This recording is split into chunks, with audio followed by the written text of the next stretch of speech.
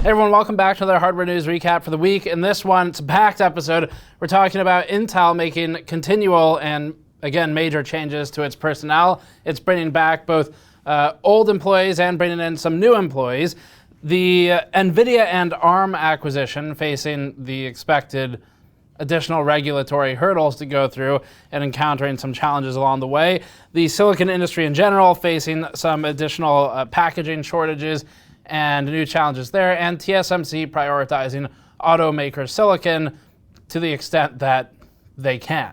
Before that, this video is brought to you by Thermaltake's Core P3 case. The Core P3 is one of the most unique cases on the market. It can serve as an open-air standing chassis, a test bench in vertical or horizontal orientation, or as a wall-mounted showcase PC. The Core P3 now comes with a 5mm thick tempered glass panel for its side, but keeps the front, top, and back open for air. You can learn more at the link in the description below. So there's a ton of topics for this one, as you'll see in the sidebars. Additionally, we are working on a part 2 of the NZXT H1 content piece. We just got in a new case from NZXT. We bought it as a customer, and it should include the fix, but our main thing to look into is going to be whether the PCIe riser has changed at all.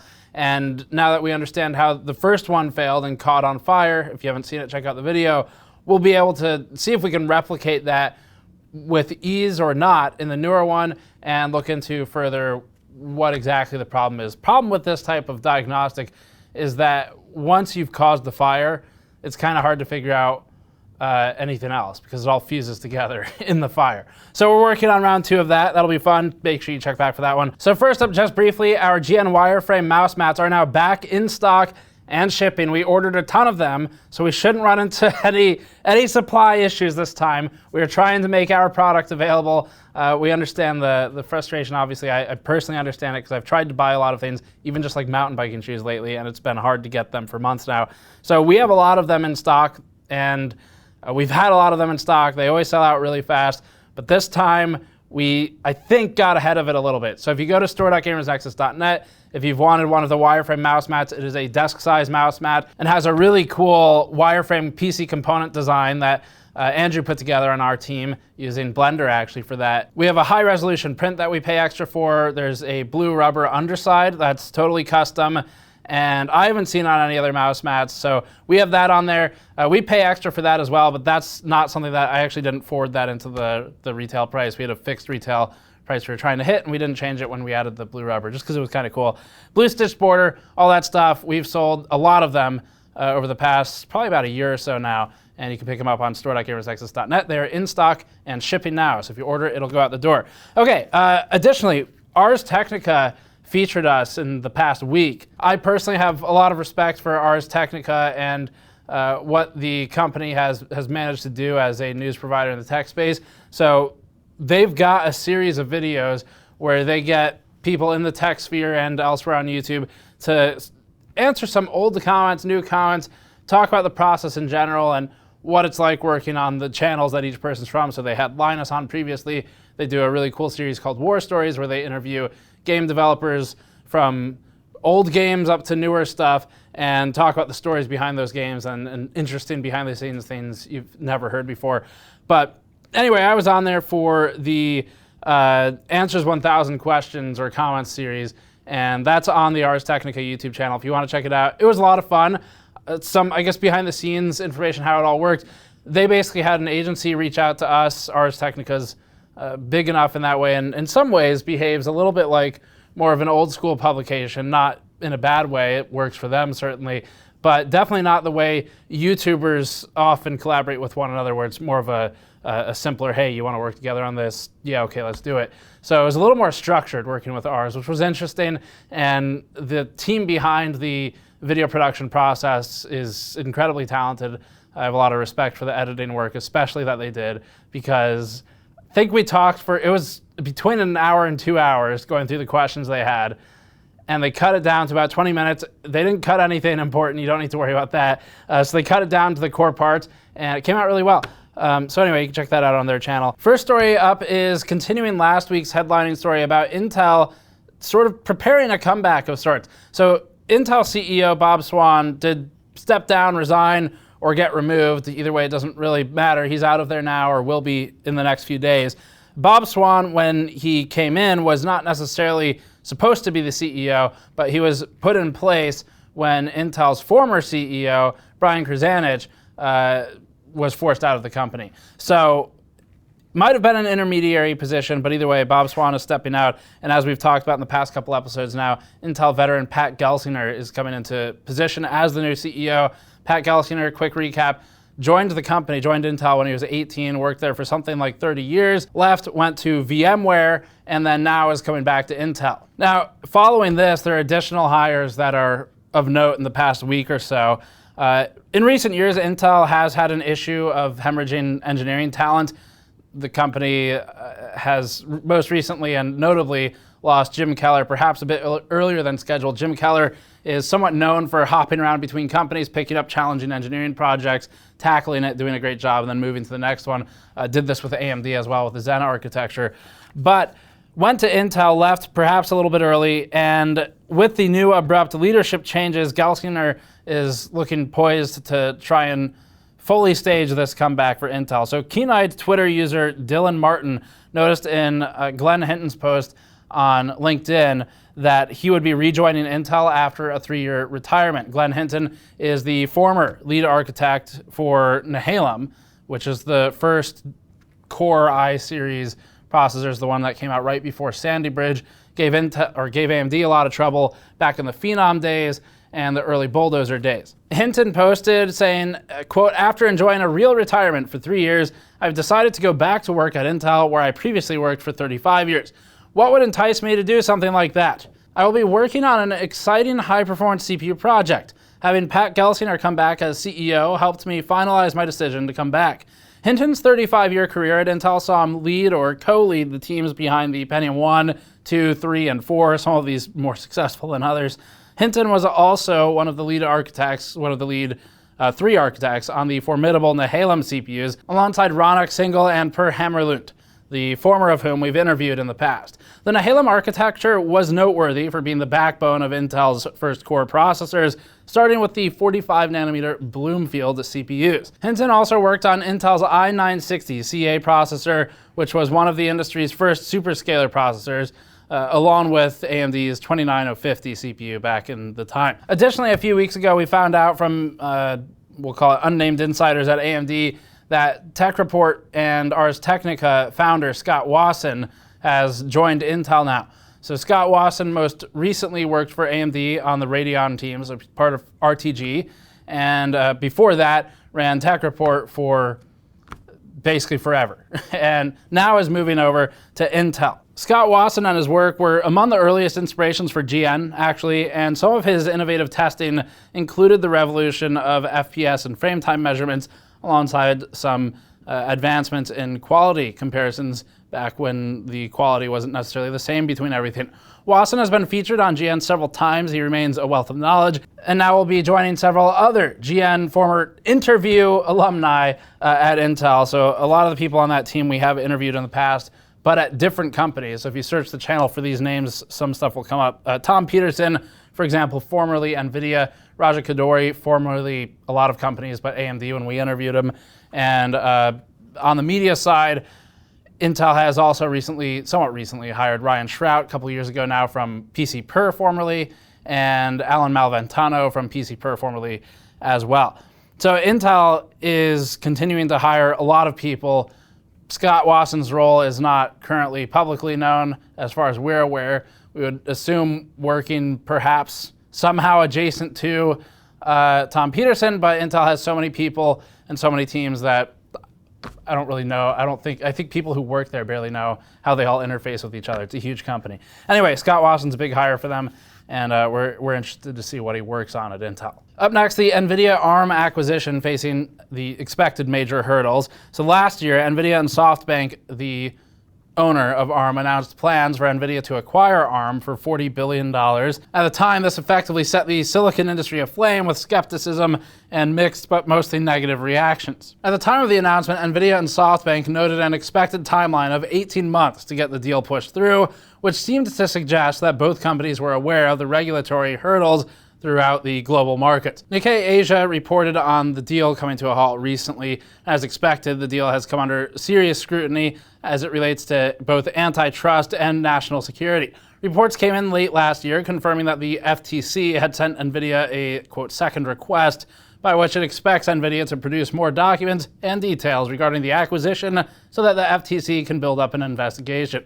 The FTC in the US will be NVIDIA's first hurdle to clear, and it will likely set the tone for how the other regulatory bodies in other countries treat it. According to the reporting by Nikkei Asia and Hot Hardware, Arm is also a major part of this investigation because the NVIDIA Arm merger could potentially face some opposition in China, where Arm is a stakeholder in Arm China. It holds a 49% share, as we understand it. On top of internal strife over at Arm China threatening the deal, regulatory approval will fall under China's State Administration of Market Regulation, or SAMR. As a reminder, China's SAMR effectively derailed the Qualcomm NXP semiconductor merger a few years ago after it was unsatisfied over antitrust conditions. This doesn't bode well for a potential NVIDIA Arm deal. Current tensions between the US and China separately are also likely to play a part. Herman Hauser, Arm co-founder, has outright opposed the deal. Hauser has gone as far as to launch a new website, savearm.co.uk, aimed at saving Arm, where he also posted an open letter to the UK Prime Minister Boris Johnson. As Nikkei reports, the Competition and Markets Authority, or the UK antitrust watchdog, recently announced it was opening its own investigation into a potential NVIDIA Arm deal. The UK government will be weighing both antitrust concerns and issues of national security in its considerations. The NVIDIA Arm deal at this point isn't likely to pick up any speed. It has a lot to go through to get anywhere. And regardless of its fate at this point, the process will probably be drawn out, exhaustive, and slow. Although it is somewhat amusing standing here on a computer hardware channel talking about government agency involvement in deals like this. It really highlights the gravity of a purchase like Arm becoming part of NVIDIA, where we start reporting on how various countries around the world treat this thing because it's a huge deal. Arm is a third-party intellectual property supplier of sorts and chip designer that works with just about everyone.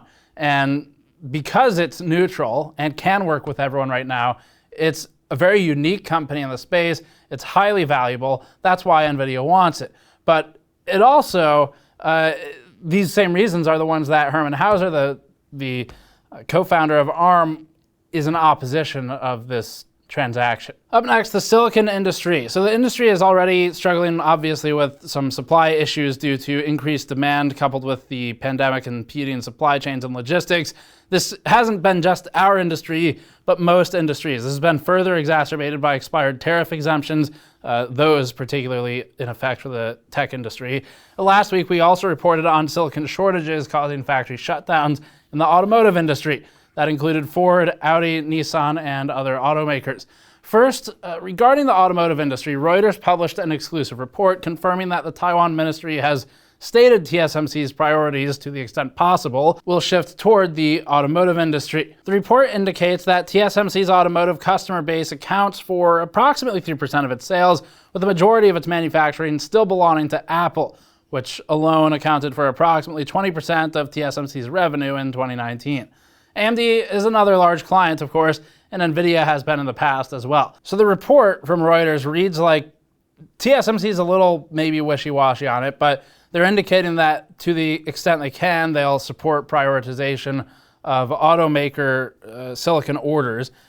Given that these account for 3% of the sales, still a significant chunk, could still shuffle around other orders if indeed TSMC prioritizes the auto manufacturers. But it's not like it will completely disrupt AMD or Apple or other component manufacturers that might be immediately relevant to the space that we work in.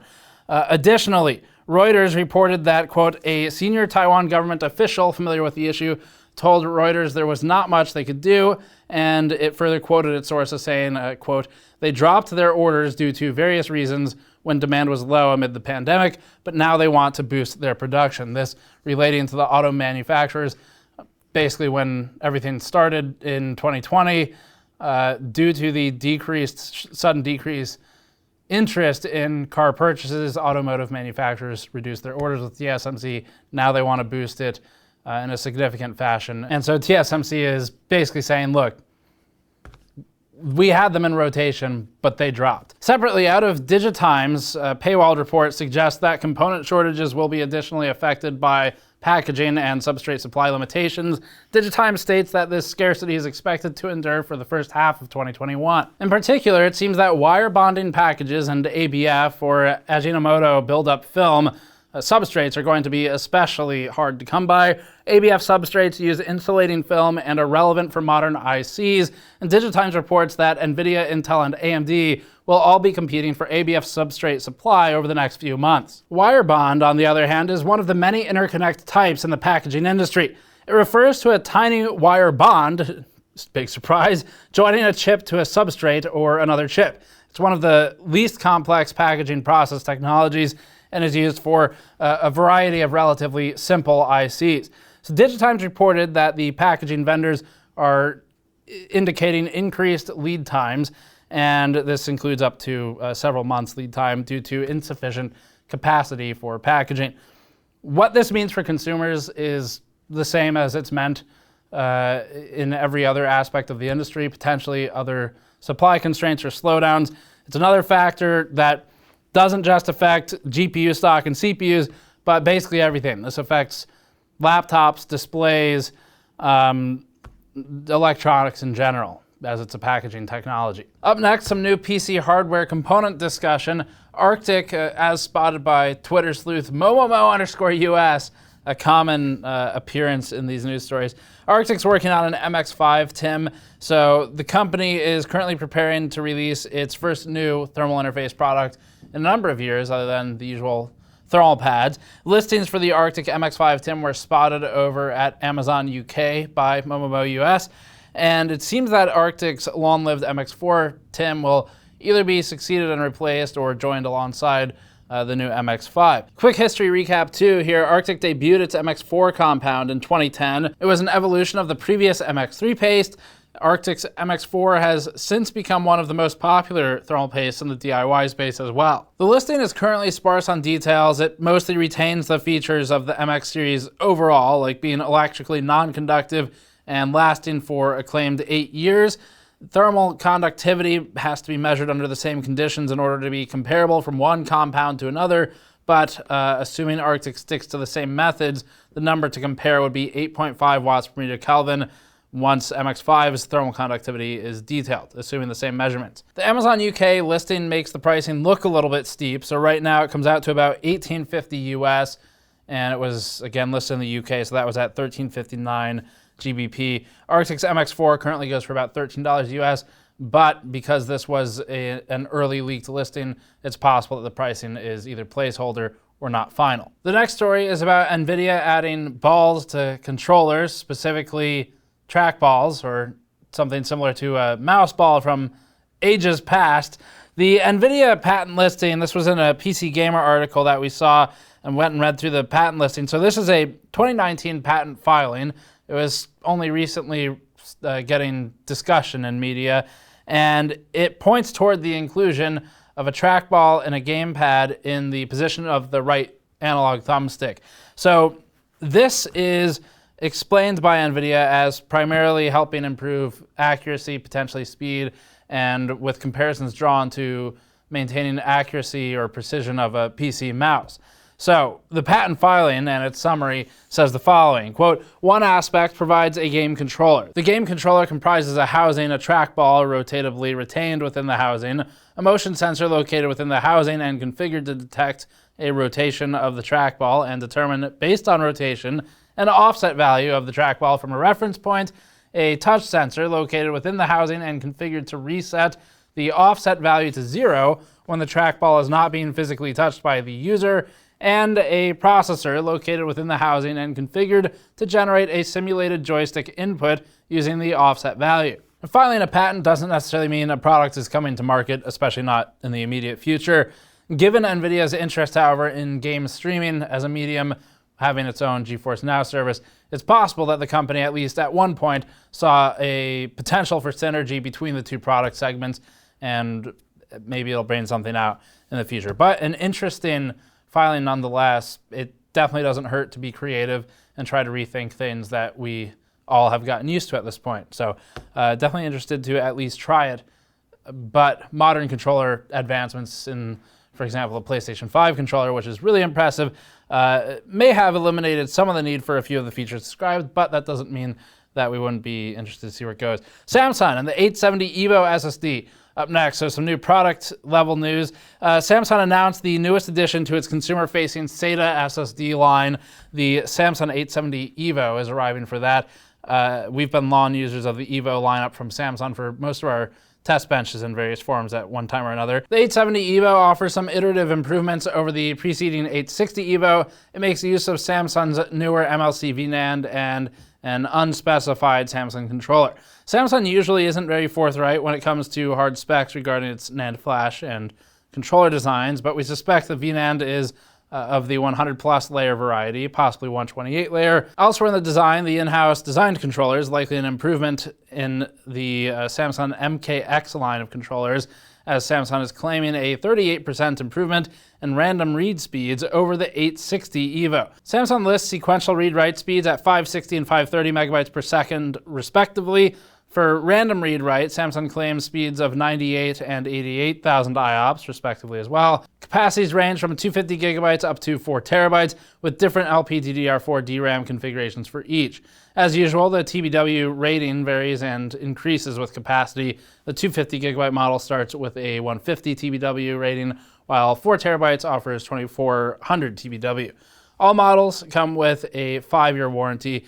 Pricing is supposed to start at $40 for $250, $70 for $500, $130 for 1 terabyte, $250 for 2 terabytes, and $480 for 4 terabytes. Next one's a quick update. So NVIDIA looks to be skipping, actually officially confirmed is skipping, the RTX 3060 Founders Edition cards. This isn't necessarily a big deal. NVIDIA does not typically release a reference board. Well, they release a reference board partners, but they don't always release a reference cooler or, in modern terminology, a Founders Edition cooler for every single SKU in the line. So in the past, NVIDIA skipped the 960, for example. It skipped the 16 series cards and has skipped a few others in recent years as well. So the downsides here, typically the FE cards help when in the modern age they have a fixed price point at MSRP as opposed to where it used to be. I think it was $100 more than MSRP. But now FE cards are meant to help hit MSRP as advertised, because the board partners, sometimes they ship cards from NVIDIA's perspective that are overbuilt and therefore priced higher than MSRP. And so NVIDIA's perspective, or NVIDIA's concern, as it has voiced to us in the past, is typically that it's worried the perception of MSRP is negative when its partners are launching cards that are mostly more expensive than MSRP because they've decided to build it in a certain way with a certain baseline quality of cooler. So the FE card helps with that. It will not be present for the 3060. This is something that Gordon Mahon from PC World confirmed with NVIDIA as well. NVIDIA told Gordon, quote, "From time to time we decide not to design a Founders Edition card for cards targeted at the mainstream part of the market." So it's all partner cards for this one. Next up, a report from John Petty Research talking about the GPU supplier market growing. So according to this report, John Petty Research, by the way, does a lot of GPU market share analysis. Sometimes a bit of salt is needed with the reading of the reports because of the way some of the numbers are melded together. But in this one, they're talking about the potential for new GPU vendors growing year over year to the point where it's never been this diverse of a market in the GPU vendor space. GPU vendor is a little bit of an ambiguous term, so it's not referring to the add-in board partners, EVGA, Sapphire, etc. Instead, it's referring to specific groups. So AMD, NVIDIA, who design IP, microtexture, and GPUs are included in this space. It's also talking about vendors like ARM, where they deal almost exclusively in IP and licensing. And for clarity's sake, this report includes all vendors who deal with IGPs, or integrated graphics, intellectual property, or GPUs. So the report comes from Dr. John Petty. It highlights the number of active GPU developers in the space, and it says that it's grown from 11 to 19. This is based on new entrants to the market who announced GPU plans last year, 2020. That includes Jiaoxin from previous coverage that we've done, and a couple of others like InnoSilicon, Fighting Technology. And the new GPU projects target everything from AI to gaming, military, and IoT applications, and smartphones. And how many of these projects will lead to products entering the market remains to be seen, but likely 2 to 3 years before we really see the full effect of all of these companies joining, just because of the lead time on silicon or design or development. Intel has reported its fourth quarter and full year earnings for 2020, and surprise, it's another record-breaking quarter for Intel and a record-breaking year for Intel. Intel's fourth quarter earnings came in at $20 billion, which was $2.6 billion over its previous guidance. Meanwhile, Intel's full year earnings for 2020 set a new record for the company, coming in at $77.9 billion, an increase itself of 8% year over year. Despite Intel's internal strife with investor confidence, its abrupt leadership changes, and demoralizing setbacks in its manufacturing capability, Intel's money printer still goes Burke. Intel's DCG, CCG, NSG, and Mobileye business segments all notched record full-year revenue.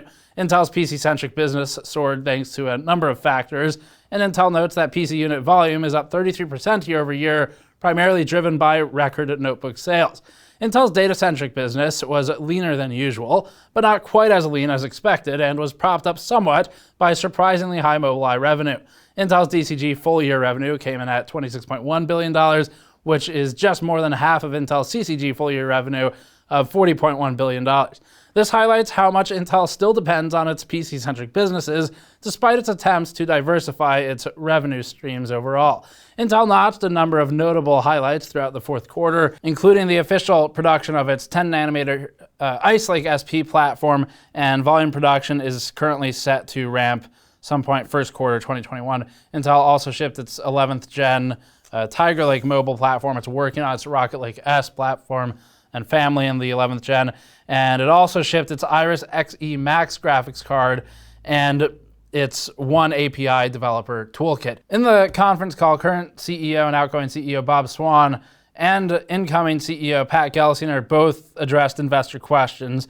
So interestingly, they both weighed in on the future of Intel's process technology and also talked about internal and external manufacturing plans, including third-party manufacturing.